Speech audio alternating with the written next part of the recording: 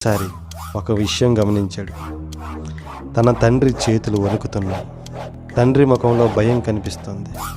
కళ్ళల్లో నీళ్లున్నాయి. 20 సంవత్సరాల క్రితం కోపంతో ఉన్న రాఘవ అది గమనించలేదు. ఇప్పుడు అన్నీ గమనిస్తున్నాడు. తండ్రి అన్నాడు, ఒక్క నిమిషం ఆగరా. 20 సంవత్సరాలుగా రాఘవ అనుకున్నాడు తండ్రి తనతో వాదించాలనుకున్నాడని.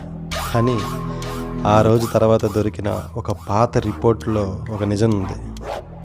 అదే ఉదయం డాక్టర్ అతని తండ్రికి ప్రాణాంతక వ్యాధి ఉందని చెప్పాడు.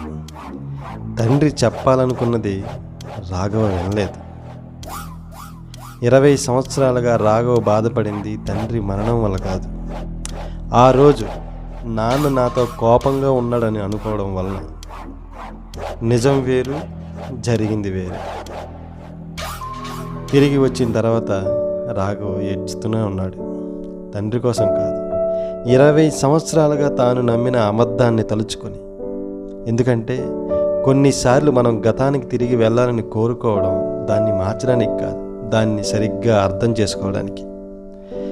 ఒకవేళ నీ జీవితంలో ఒక రోజును మళ్ళీ జీవించే అవకాశం వస్తే నువ్వు నిజంగా ఏం మార్చాలనుకుంటున్నావు? ఆ రోజున, లేక ఆ రోజు గురించి నువ్వు నమ్మిన భ్రమణ?